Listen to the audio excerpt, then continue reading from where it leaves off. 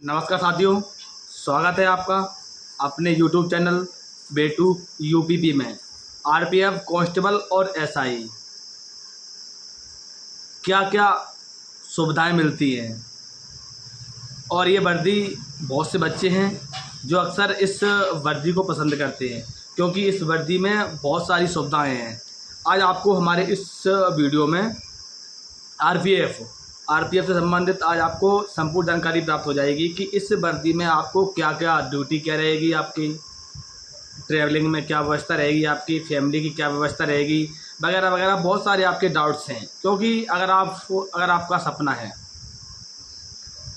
सपना है कि मुझे आरपीएफ कांस्टेबल बनना है या आरपीएफ सब इंस्पेक्टर बनना है, तो सबसे पहले जान लो कि इसमें क्या क्या अच्छाइयाँ हैं, क्योंकि सभी बच्चे हैं इसी वजह से इसको खास समझते हैं। तो आप शुरुआत करते हैं कि आरपीएफ कांस्टेबल बनने के लिए आपको पता है कि आयु 18 से 25 वर्ष होती है, जिसमें आपकी लंबाई जनरल ओबीसी कैटेगरी की 165 सेंटीमीटर होती है। और इसमें आपका एग्ज़ाम होता है। एग्ज़ाम होने के बाद आपका फिजिकल होता है। फिजिकल होने के बाद आपका मेडिकल और उसके बाद फाइनल लिस्ट आती है। आपकी यूँ रहती है भर्ती की प्रोसेस। और आपकी जो भर्ती होती है कांस्टेबल की, वो आपकी हाई स्कूल लेवल से निकलती है। और आपकी जो ग्रेजुएशन वाली, जैसे कि ग्रेजुएशन से होती है, वो आपकी सब इंस्पेक्टर की होती है, जो अभी हाल ही में भर्ती निकली थी 2018 में। और अभी हाल ही में भर्ती चल रही है आपकी 46 से 60 पदों पर। अब इसमें देखो, आपको पता नहीं है, इसमें ड्यूटी आपकी होती है, वो आपकी होती है 8 घंटे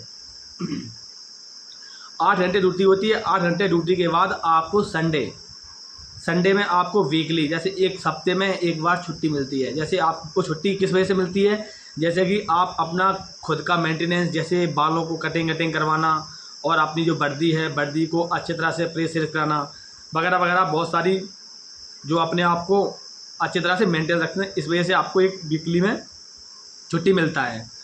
उसके बाद आपकी जो ड्यूटी होती है, वो आपकी ड्यूटी कहाँ पर होती है, तो आपकी ड्यूटी प्लेटफॉर्म पर होती है और आपकी ड्यूटी ट्रेन में होती है। आप लोगों ने देखा होगा कि ट्रेन जब चलती है तो आप ट्रेन में देखते होंगे कि ट्रेन में जैसे वगैरह चोरी वगैरह, चोर लोग होते हैं और कुछ इस प्रकार की घटनाएं होती हैं। उसके लिए आप लोग देखते होंगे कि आरपीएफ और जीआरपी वाले वहाँ पर ट्रेन में आपके एस्कॉर्ट करते हैं, उसमें आप उनकी ड्यूटी रहती है। और उसके बाद एक आप लोगों ने देखा होगा प्लेटफॉर्म पे, जैसे प्लेटफॉर्म पे क्या होता है कि बहुत से जल्दबाजी की वजह से कि सामने कूद जाते हैं, तो आरपीएफ का वर्क ये रहता है कि कोई पटरी के सामने से ना कूद पाए, उनके लिए रेलिंग बना हुआ है, वहाँ से जाए।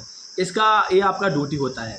और ड्यूटी के लिए आप लोग, बहुत से बच्चे कमेंट कर रहे थे कि कितने घंटे ड्यूटी है।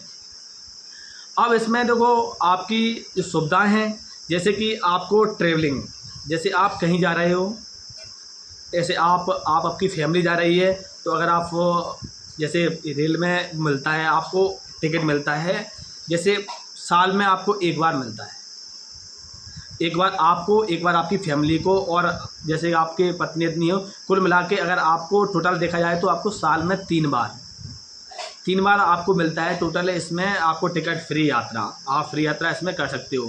और वैसे कि आप लोग देखते होंगे, जब आप आरपीएफ में जब ट्रेन में रहते हो, तो वहाँ पर आप लोग देखते होंगे कि जो आरपीएफ वाले आते रहते हैं, तो उनकी ड्यूटी रहती है, तो उस ड्यूटी के दौरान कोई टिकट नहीं लगता है। आपको जब ट्रेवलिंग करते हो तो आपको यात्रा भत्ता, जैसे आप मान लीजिए आप किसी राज्य से दूसरे राज्य में आप अगर ट्रेन का एस्कॉर्ट करते हुए ले गए, तो आपको टीएडीए भरना पड़ता है, वो टीएडीए आपको मिल जाता है।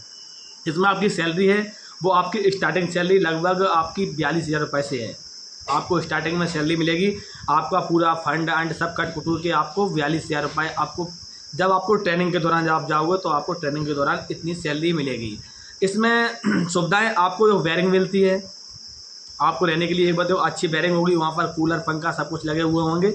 उसके बाद अगर आप अपनी फैमिली को रखना चाहते हो, तो फैमिली के लिए फैमिली आवास हैं। आप लोगों ने देखा होगा कि फैमिली आवास के लिए मैंने आप लोगों के लिए वीडियो डाल दिया है, अगर आप उसको देखना चाहें तो देख सकते हो। फैमिली आवास शानदार आवास होते हैं।